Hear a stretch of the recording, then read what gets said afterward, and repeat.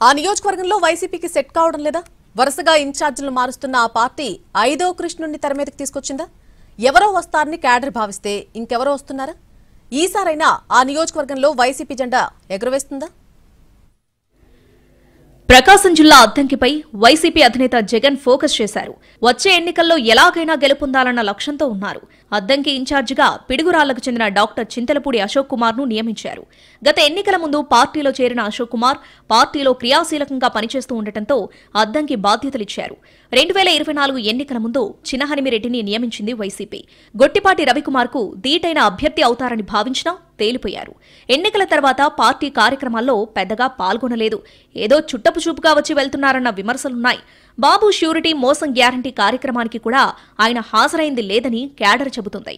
గొట్టిపాటి రవికుమార్ ను ధీటుగా ఎదుర్కోవాల్సిన సమయంలో హనిమిరెడ్డి క్యాడర్కు అందుబాటులో లేకుండా పోయారు.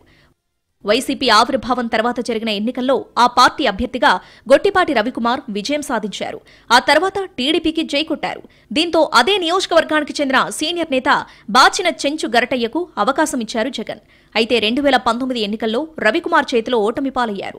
తర్వాత ఆయన కుమారుడు బాచిన కృష్ణ చైతన్యకు నియోజకవర్గ బాధ్యతలు అప్పగించింది వైసీపీ. అయితే చైతన్యకు క్యాడర్లో మంచి మార్కులు పడకపోవడం నియోజకవర్గంలో గ్రూపులు తయారయ్యాయి.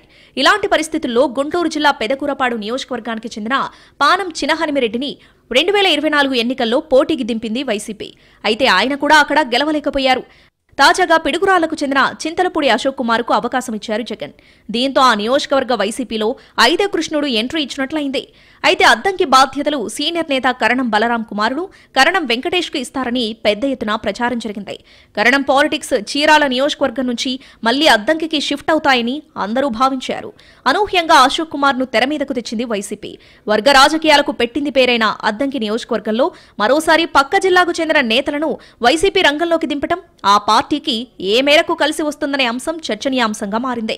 ఇప్పటికే సైలెంట్ మోడ్ లో ఉన్న క్యాడర్ ను కొత్త ఇన్ఛార్జిగా బాధ్యతలు తీసుకోబోతున్న అశోక్ కుమార్ ఏ మేరకు యాక్టివ్